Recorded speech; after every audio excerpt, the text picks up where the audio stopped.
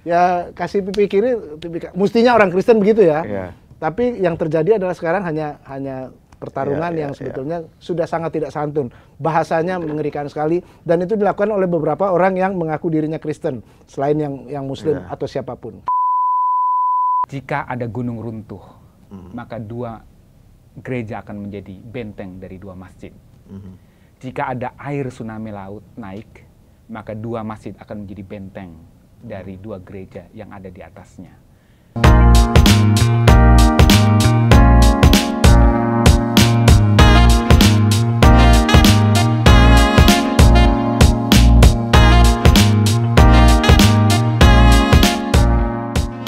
Salam jumpa Sobat Poles, bersama saya Pendeta Jimmy Sormin, yang saat ini memang tidak ditemani oleh Ustadz Nurholis, namun kali ini saya ditemani dua pembicara yang sangat super.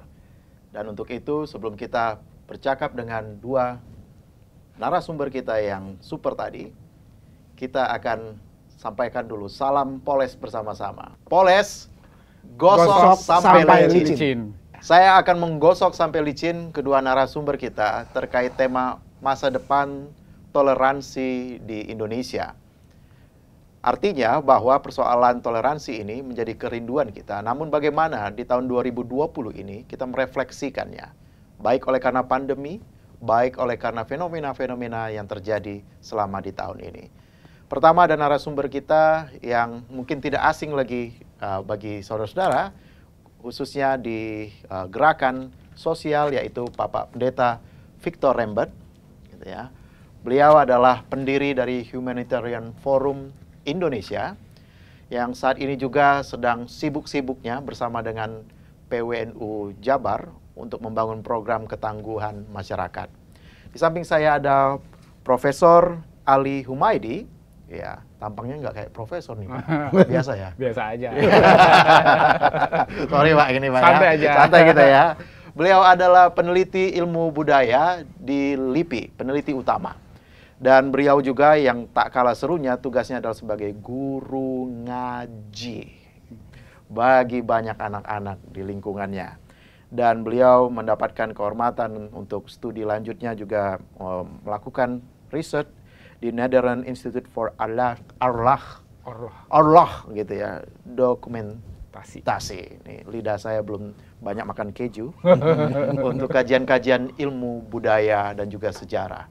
Saya mengenal beliau dari profil di internet luar biasa. Dan saat ini akan saya mulai saja nih, Prof. Saya mulai dari Prof nih. Tadi lari mau ke sini, kirain di sini kan. Ya. Pikir saya dari sana dulu. Jadi gini Prof, gini ya. Kita melihat bahwa di tahun ini persoalan toleransi sepertinya seperti juga tahun-tahun sebelumnya itu mendapat porsi penting di negara kita. Direspon oleh negara, direspon oleh CSO, NGO, lembaga-lembaga ilmu pendidikan, demikian juga lembaga-lembaga keagamaan. Namun apa yang menarik di tahun 2020 ini yang menurut Prof. Ali secara khusus, apalagi karena pandemi menerpa kita hampir sepanjang tahun ini? Iya, yang paling menarik sebenarnya semua amatan masyarakat, kemudian respon masyarakat itu tertujunya pada masalah yang gerakan Islam yang kemarin, yang FPI dan sebagainya itu kan. Tetapi itu kan hanya satu varian di antara varian-varian yang lain yang berhubungan dengan intoleransi dan seterusnya. Jadi kalau saya melihat ada beberapa aspek intoleransi yang bukan hanya berbasiskan pada agama, tetapi juga intoleransi terhadap entitas kesukubangsaan, kemudian pilihan politik dan sebagainya. Nah, memang sekarang kesalahan terma intoleransi itu hanya ditujukan pada aspek keagamaan saja, padahal seharusnya itu kan bisa berada di mana-mana levelnya dan sebagainya. Nah, itu berkembang baik dari dunia pendidikan, ranah keluarga, kelompok masyarakat sampai kepada tingkat politik. Hampir semuanya ada fenomena intoleransi. Jadi kalau dibiarkan terus ya saya khawatir itu kan. Dan ini potret 2020 imbas dari dunia politik kemarin, Pilpres antara yang 1 dengan 2 itu kan masing-masing membawa ideologi, membawa macam-macam lah. Jadi Masih akhirnya banyak yang belum move on juga maksudnya. belum, ya, Oh, oke. masih banyak yang belum move on. Jadi Iya. ini yang saya khawatirkan ke depannya juga, ini masih tetap berpengaruh dalam kehidupan 2021. Begitu. Tapi apa yang paling membedakan 2020 dan 2019? Aspek pengaruh dari Pilpres. Aspek dari Pilpres. Kalau 2019 barangkali ininya pantikan awalnya, tetapi 2020 itu adalah semacam buah yang sudah matangnya. Buah yang sudah matang ya. Jadi prosesnya di sini, kemudian yang 2020 itu adalah tingkat kematangan intoleransinya. Jadi kalau pandemi sendiri, nah yang berhubungan dengan pandemi, barangkali ini ada hikmahnya di pandemi ini sebenarnya. Memang kalau kita mengatakan bahwa pandemi menyebabkan banyak hal, menimbulkan resiko keselamatan dan sebagainya, tetapi dalam sebuah sudut pandang atau mekanisme strategi resiliensi dan sebagainya, pandemi mampu mengerem isu-isu intoleransi dalam arti prakteknya. Jadi artinya isu intoleransi hanya berada pada tataran wacana, pada tataran misalnya perang di media sosial dan sebagainya, tidak teraplikasikan secara dominan ke praktek-praktek kehidupan masyarakat. termasuk kekerasan ya? Ya, dalam bentuk kekerasan langsung. Kalau 2019 kan terjadi beberapa, apalagi sebelumnya lagi misalnya Cikeasik dan seterusnya, itu kan sangat kelihatan banget. Tapi kalau saya tanya Pak Pendeta Victor nih, kalau temuan dari Setara Institut dan beberapa lembaga terkait, ternyata pandemi sendiri itu tidak terlalu signifikan ya, walaupun ngerem ya, ngerem itu ya, namanya ngerem ya, nggak mungkin nggak ngerem mendadak betul, tapi tingkat-tingkat kekerasan dalam arti verbal ataupun juga pelarangan-pelarangan ibadah selama masa pandemi itu muncul, Pak Pendeta. Iya. Itu banyak kasusnya ya. Iya. Apakah ini menandakan bahwa ini persoalan intoleransi ini sudah sangat akut? Ya, saya setuju tadi dengan Profesor Ali ya, bicara tentang bagaimana kultur ini dibuat, justru pandemi itu membuat subkultur baru ya. Artinya budaya baru di mana orang lebih percaya sekarang ini yang jadi bukan lagi silaturahmi, pertemuan antar orang yang mungkin akan berbeda ya. Berbeda sekali kalau kita ketemu kan beda. Tapi ketika kita bahkan tidak siap, ya kemudian contohnya intoleransi yang paling menyedihkan sekarang terjadi justru di sekolah kan. Pemilihan ketua OSIS itu aja jadi masalah kan.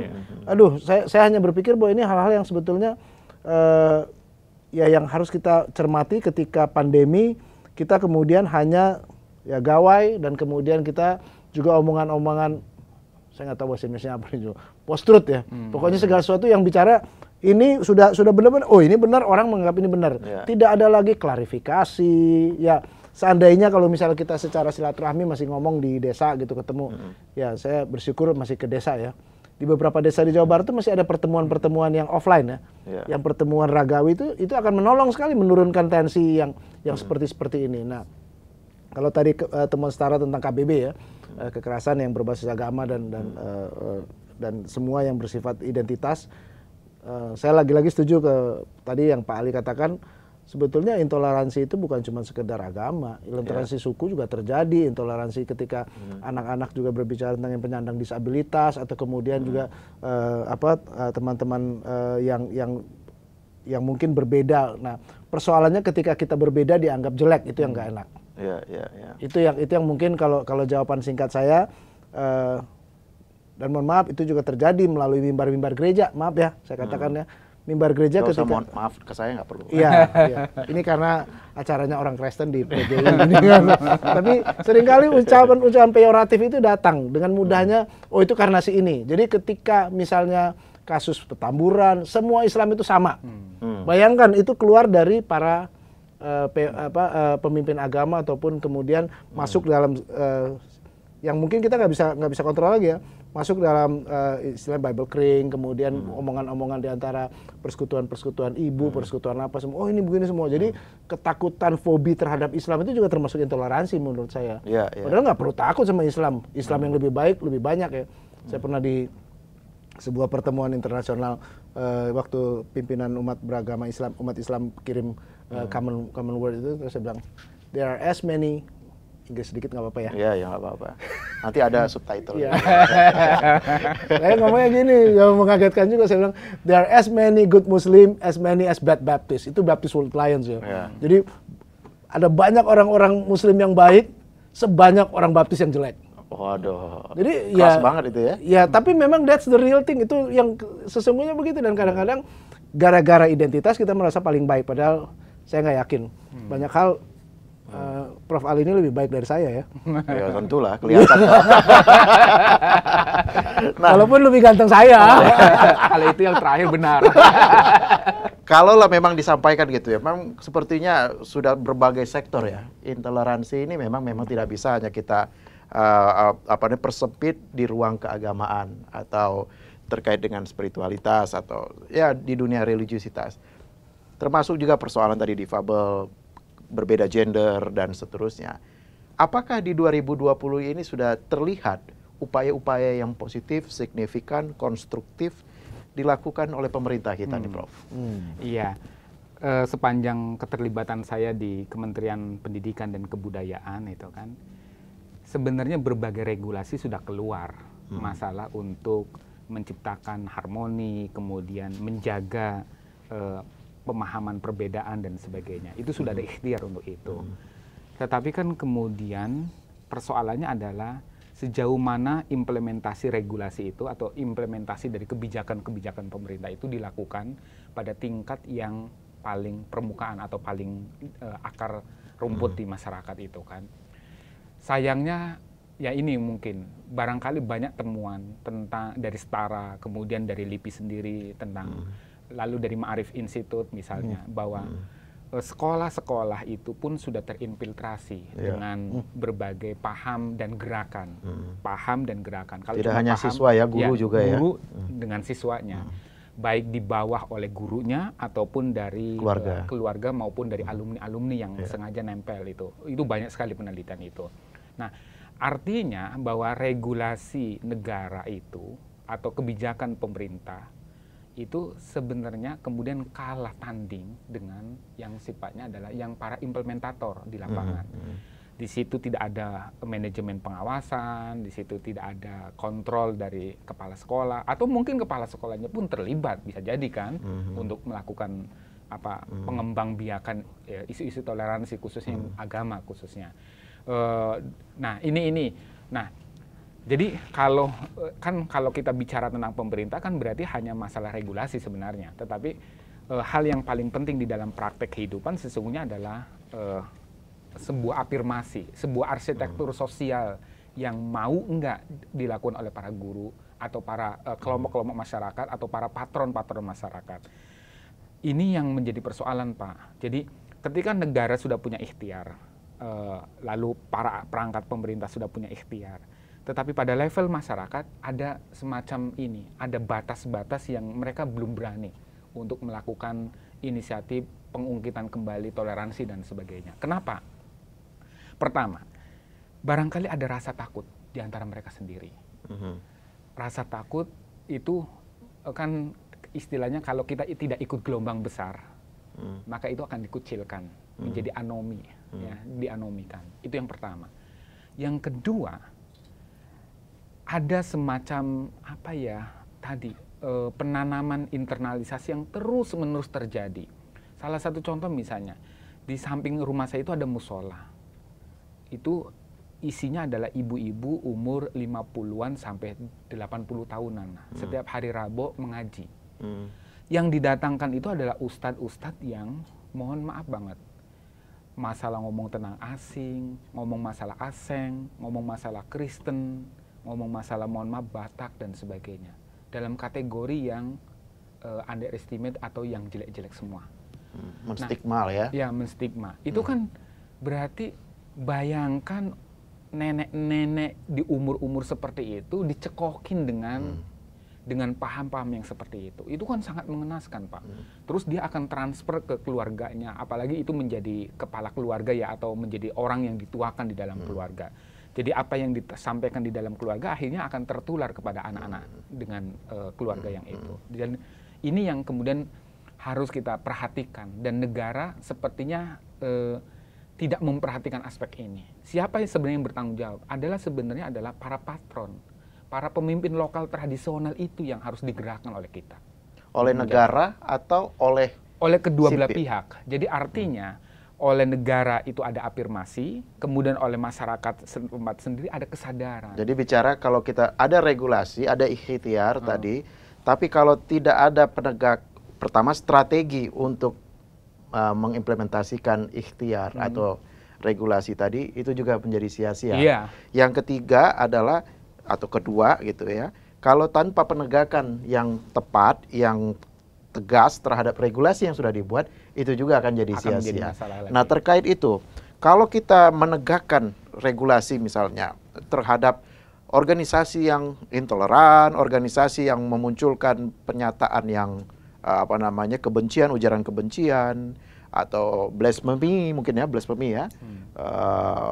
penistaan agama, lalu hal-hal yang bersifat dengan kebebasan beragama dan berkeyakinan, apa yang dilakukan pemerintah akhir-akhir ini kan sepertinya disupport oleh masyarakat sipil ya. Apakah itu positif, Pak Pendeta? Saya melihatnya begini ya, karena sebetulnya ketika terjadi keroyokan, saya katakan keroyokan, mari kita mengembalikan, kita ini negara yang masih punya hukum positif. Jadi sebetulnya ketika penindakan itu ya penindakan dilakukan saja apa adanya kan, tanpa harus berpikir ya seharusnya ya sebagai negara dia sudah punya basis kebijakan yang kuat untuk melakukan tindakan-tindakan itu.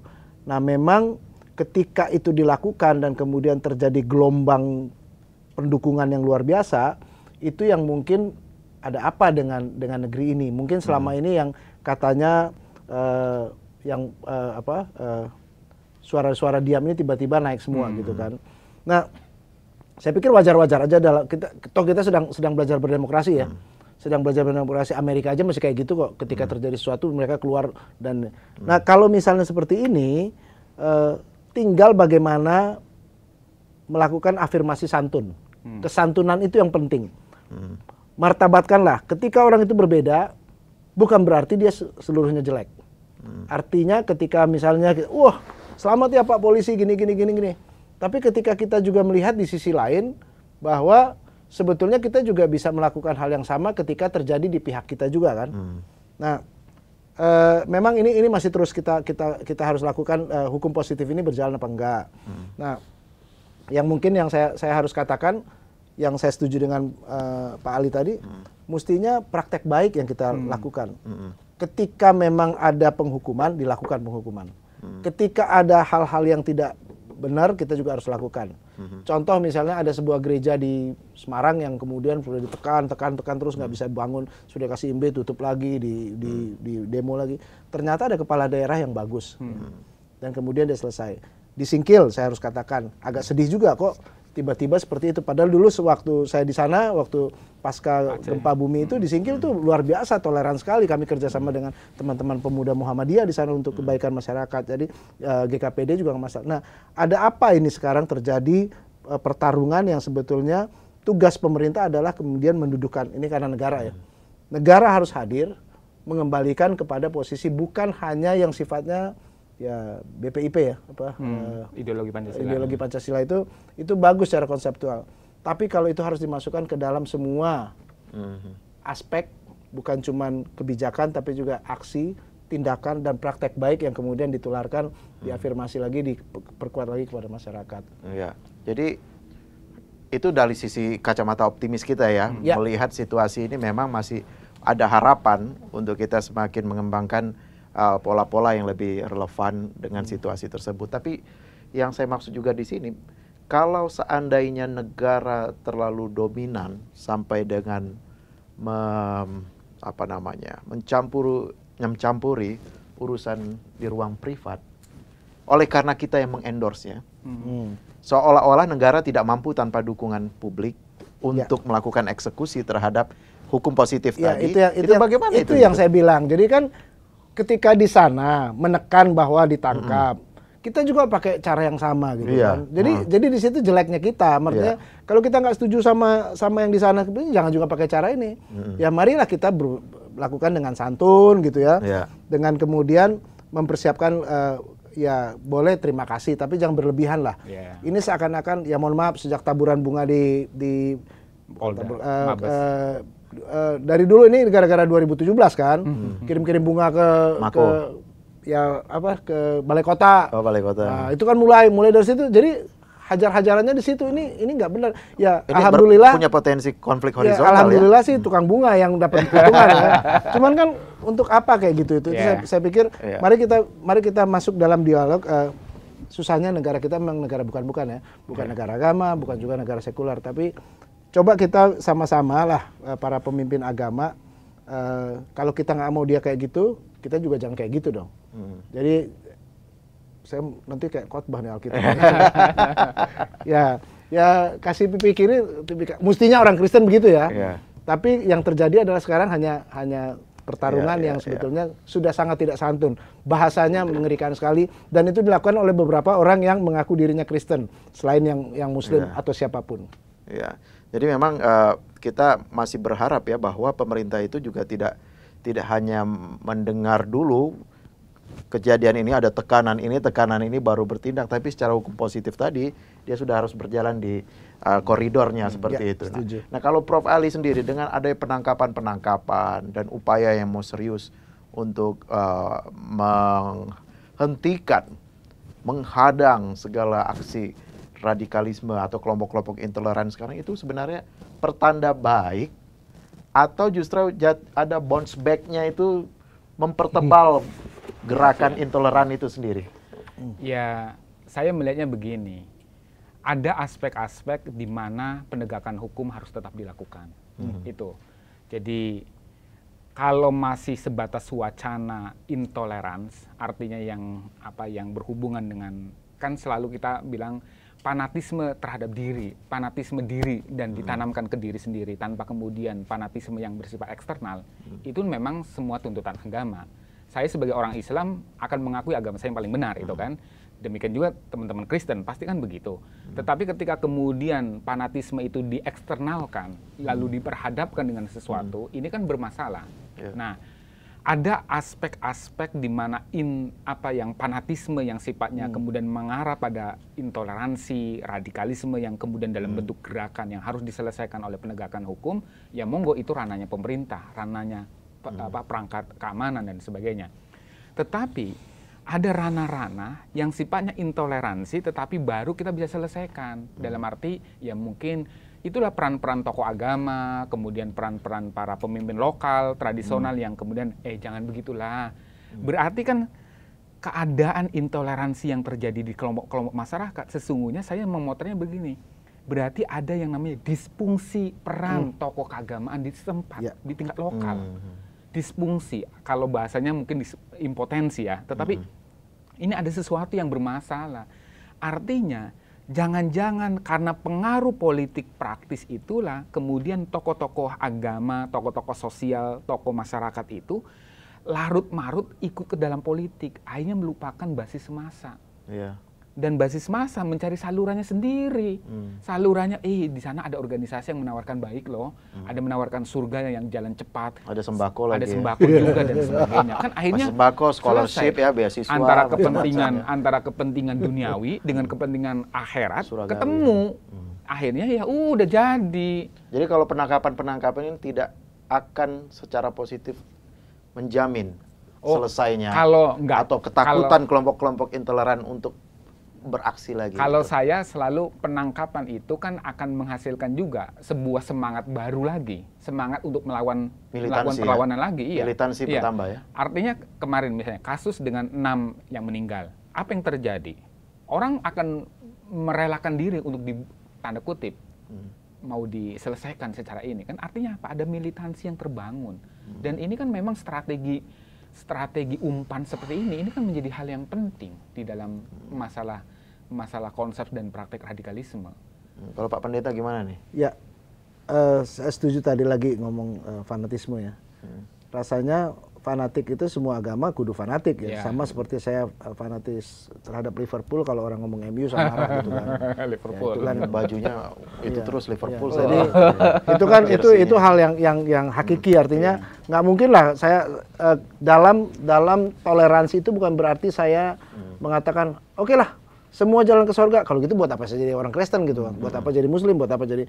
Tapi menghargai orang lain dan upaya-upaya ikhtiar masing-masing untuk ke surga itu bagian dari harapan kita. Nah, tapi ketika tadi bicara tentang apakah kemudian penangkapan itu menjadi semakin memperkeras, saya yakin hal-hal yang tidak dikelola dengan baik atau istilah kerennya tidak dikonstruksi atau bahkan didekonstruksi dengan baik lagi. Cara-cara inilah yang harus secara cermat dilakukan oleh pemerintah. Nah, dampaknya jelas sudah terjadi kerusakan. Ya, kerusakan itu di antara kita masing-masing ketika kita dengan mudah dihasut, saya kata dihasut ya, dihasut untuk berpikir bahwa yang itu jelek, yang saya baik. Dan karena saya semuanya baik, saya harus mengatakan bahwa dengan ini segala sesuatu di luar dunia ini saya sendiri yang hidup di dunia ini, nggak perlu orang lain ada. Nah, saya harus mengatakan ini karena bagian-bagian ini yang masuk ke dalam relung-relung, saya pikir ya persekutuan-persekutuan orang muda dimasukin yang kayak gitu ya. Saya cuma ingat aja waktu dulu pernah penelitian bareng di sebuah desa, saya nggak usah sebutkan ya. Desa itu mayoritas Kristen tapi ada masjid. Saya diajaklah sama santri-santri Yayan ini yang masuk ke sana. Lalu masuk santri-santri Yayan dengan ininya Pak Takmir masuk, babi semua orang Kristen ini buat. Nah, pada waktu dia keluar ke masyarakat, baik sekali, jenengan pundi gitu ya. Nah, sama juga ada teman saya juga peneliti yang masuk ke gereja, kemudian dasarnya Islam jelek semua. Jadi artinya ada kita seakan ada ruang-ruang yang ya hipokrit kita. Marilah kita hidup ketika jadi Indonesia, jadilah Indonesia yang sejati. Artinya kekristenan Indonesia itu bukan kekristenan jenggo, koboi katanya Pak Sumartana yang diimpor dari Amerika. Kemudian juga keislaman Indonesia, jadilah Islam yang Indonesiawi, mau Islam berkemajuan atau Islam Nusantara whatever, tapi Indonesiawi sekali. Jadi itu mungkin mari kita kembalikan kepada nilai-nilai kita gitu. Gitu Pak Pendeta. Prof Ali, kalau begitu, apa yang mau Prof Ali katakan berapa kalimat nih? Mungkin closing ya. Iya. Kalau nggak mau closing juga nggak apa-apa. Ya karena diberikan kesempatan closing ya closing. Apa pandangan Prof Ali tentang toleransi di 2020? Mungkin 2-3 kalimat. Saya itu ingin mengutip satu pepatah saja dari masyarakat Kafua di Alor Barat Daya, Nusa Tenggara Timur. Begini, jika ada gunung runtuh, maka 2 gereja akan menjadi benteng dari 2 masjid. Jika ada air tsunami laut naik, maka 2 masjid akan menjadi benteng dari 2 gereja yang ada di atasnya. Artinya apa? Bahwa kita itu kalau memang berbeda agama, ya minimal satu bangsa yang sama, satu kemanusiaan yang sama. Mari jaga masyarakat kita, nggak usah yang aneh-aneh deh. Itu saja paling penting. Itu banyak kalimatnya sudah tuh kayak. Ya udah.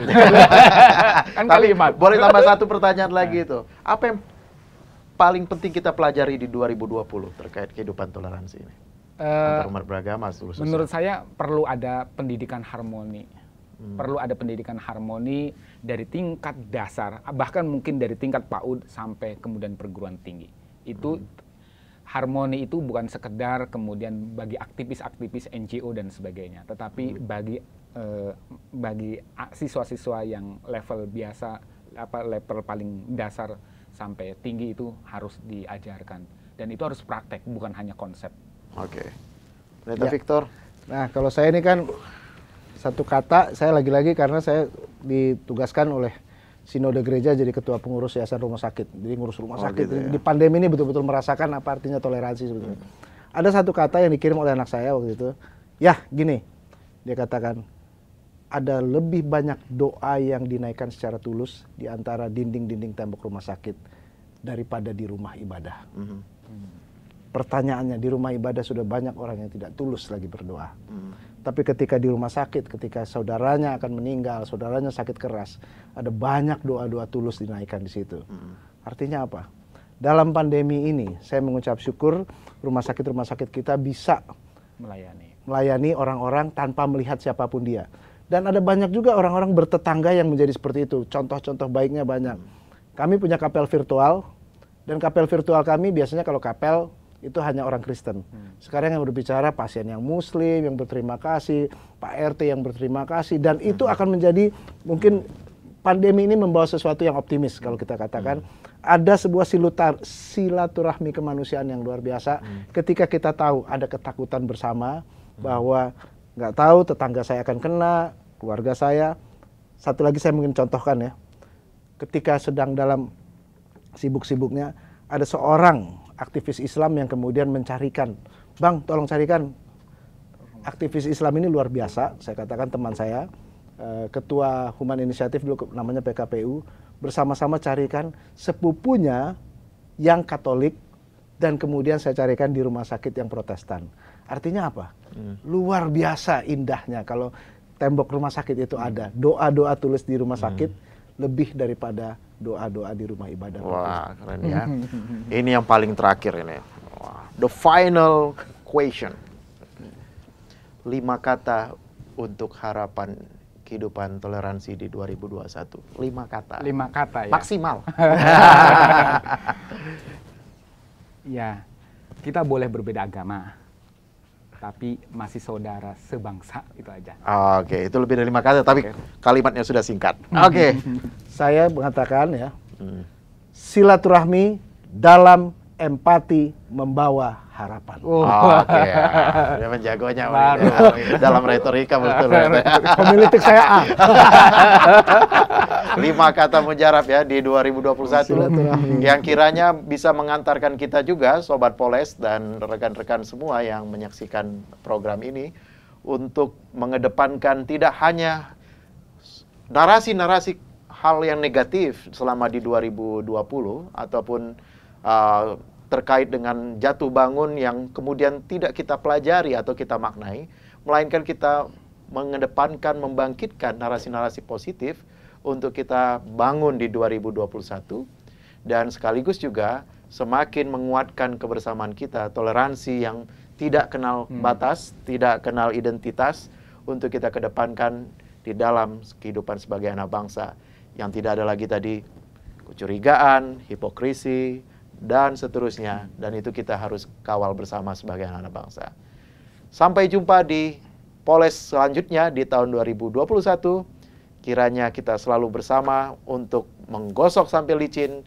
Ya, semua topik-topik yang perlu kita gosok agar semakin membuat kita kaya dalam segala pengetahuan dan pengalaman. Sampai jumpa. Poles, gosok sampai licin.